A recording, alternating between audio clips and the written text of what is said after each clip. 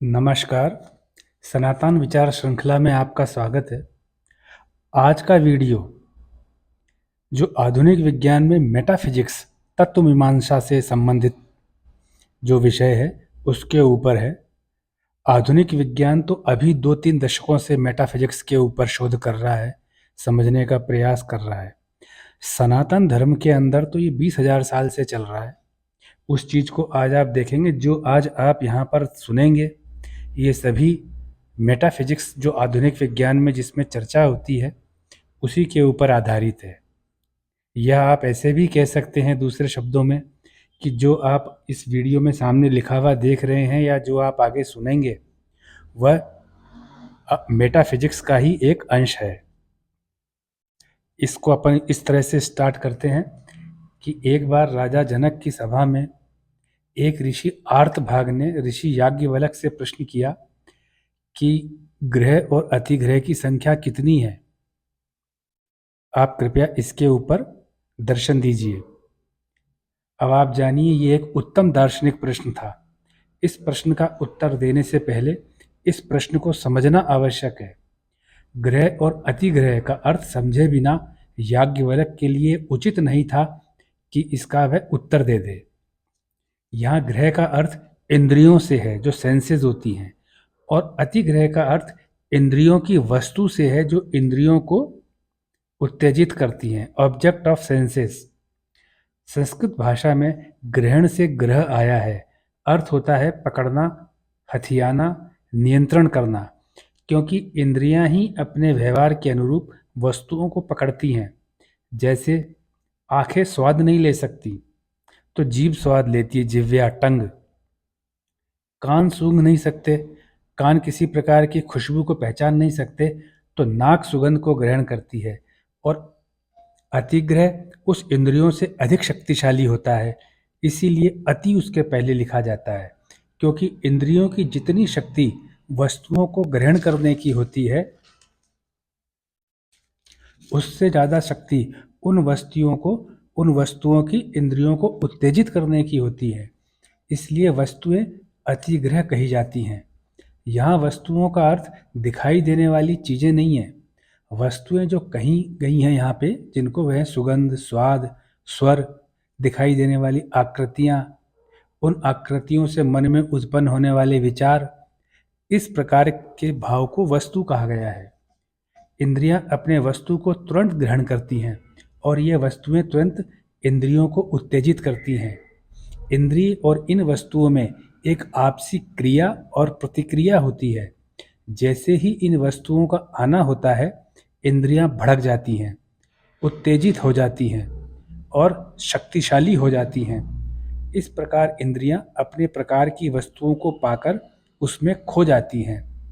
इस प्रकार का विचार याज्ञवल्क्य ऋषि ने किया और आर्तभाग के प्रश्न का उत्तर दिया कि 8 प्रकार के ग्रह होते हैं और 8 प्रकार के अतिग्रह होते हैं।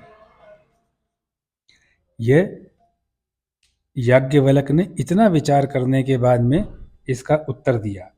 उन्होंने बताया कि जो पहला ग्रह है वह है प्राण। एक प्राण को पहला ग्रह बताया।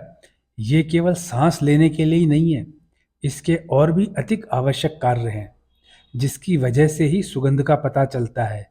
और प्राण नथुनों को आदेश देता है, नॉस्ट्रिल्स, नाक के जो आगे 2 छेद होते हैं, किसी अच्छी चीज़ लगने वाली सुगंध की तरफ जाओ और उसकी तरफ आकर्षित हो जाने का आदेश देता है। इसी तरह से अपान की दशा, अपान की जो डायरेक्शन होती है श्वास के विपरीत होती है, मतलब सांस छोड़ना। एक सांस लेना है, एक सांस छोड़ना है। जितनी जल्दी नाक में गई हुई खुशबू बाहर निकलेगी, उतनी जल्दी नई सांस खुशबू लेकर अंदर आएगी। इसलिए अपान अतिग्रह है। प्राण तो ग्रह है, अपान ग्रह है। अतः सांस बाहर छूटेगी नहीं तो नई सांस अंदर कैसे आ जाएगी। इसका अनुभव तो हम सभी ने किया भी है। जब भी हमें अच्छी खुशबू सूंघने में आती है, हम गहरी गहरी सांसें लेने लगते हैं।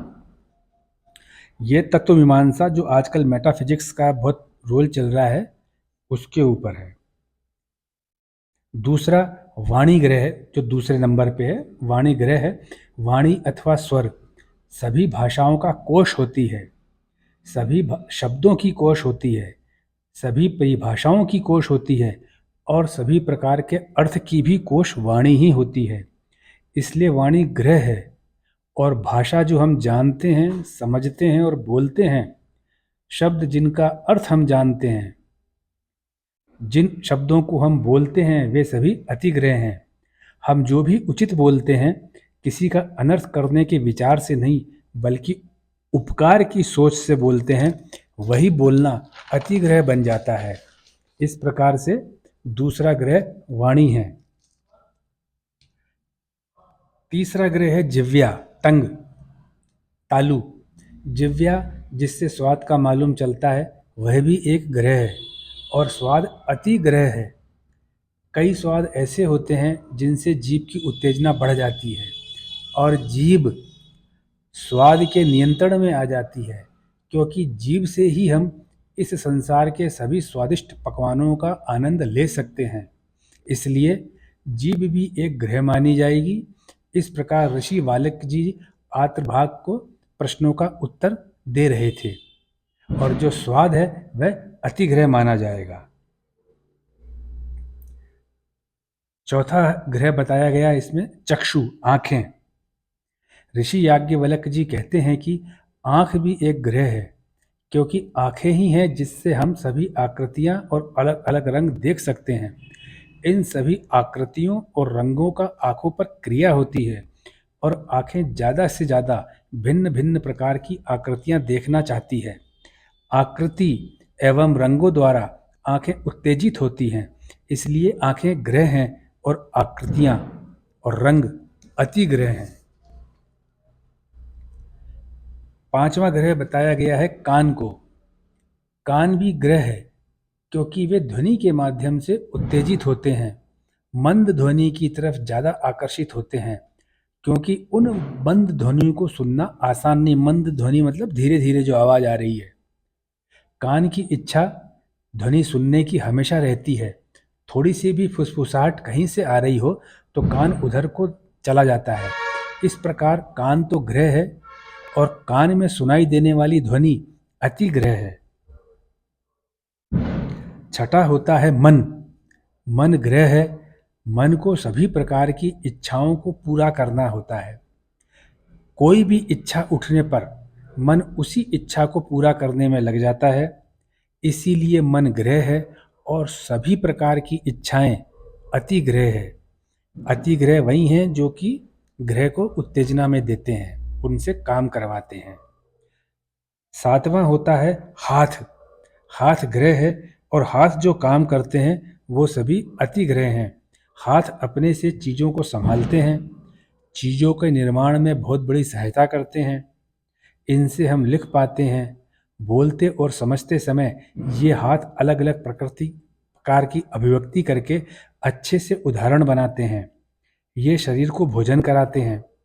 हाथ शरीर को साफ भी करते हैं। हाथ से ही हम किसी की भी सेवा कर सकते हैं। हाथ अनगिनत काम कर सकते हैं। इसलिए हाथ भी ग्रह हैं और जो भी कार्य हाथों के द्वारा पूरा होता है वह सभी अति ग्रह हैं, क्योंकि कार्य की आवश्यकता होगी तभी हाथ जो है काम करने के लिए तुरंत उत्तेजित हो जाएंगे। आठवां ग्रह है त्वचा, स्किन, और अति ग्रह है त्वचा पर होने वाला स्पर्श। त्वचा भी ग्रह है। ये हमेशा कोमल स्पर्श को लालायित रहती है। बदलती ऋतुएं, मौसम का अनुमान दिलाती है। जो भी जिस प्रकार का भी स्पर्श त्वचा पर होता है उसको पहचान सकती है। इस प्रकार से त्वचा ग्रह है और त्वचा को किसी भी प्रकार से उत्तेजित करने वाला स्पर्श अति ग्रह है। इस प्रकार जो आर्तभाग ने ऋषि याज्ञवल्क्य से पूछा कि कितने ग्रह हैं और कितने अति ग्रह हैं, उस प्रश्न का उत्तर ऋषि याज्ञवल्क्य ने 8 ग्रह और उनके 8 अति ग्रहों के बारे में बताकर दिया। क्योंकि ऋषि याज्ञवल्क्य विद्वान थे, इसलिए उन्होंने पहले प्रश्न पर विचार किया और विचार करने के बाद ही उसका उत्तर दिया।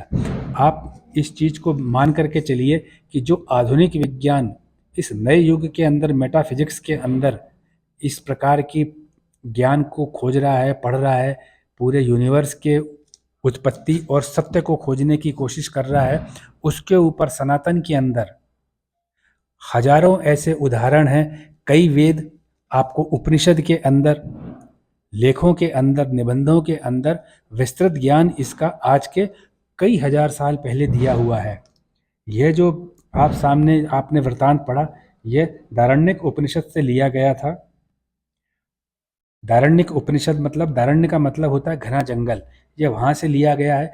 उसके तृतीय अध्याय के द्वितीय ब्राह्मण में यह वार्ता बताई गई है, यानी थर्ड चैप्टर और सेकंड ब्राह्मण। उसमें चैप्टर में कई कई ब्राह्मण हैं, इस प्रकार से जो एक एक टॉपिक को उठाया गया है उसको ब्राह्मण बताया गया है। तो थर्ड चैप्टर के सेकंड ब्राह्मण में ये चीज़ है। जो भी हम अपने चैनल में बोलते हैं उस चीज़ का रेफरेंस इसलिए दे देते हैं कि आप वहाँ पर से उसको देख सकें कि वास्तविकता वही चीज़ है जो वहाँ बोली गई है। आप इस चीज़ को सुनिए, समझिए, अपने मित्रों से बात कीजिए। जहाँ आधुनिक विज्ञान आज पहुँच रहा है वहाँ हमारे पूर्वज कई हजार साल पहले पहुँच चुके थे। अपना बहुमूल्य समय देने के लिए आपका बहुत बहुत धन्यवाद।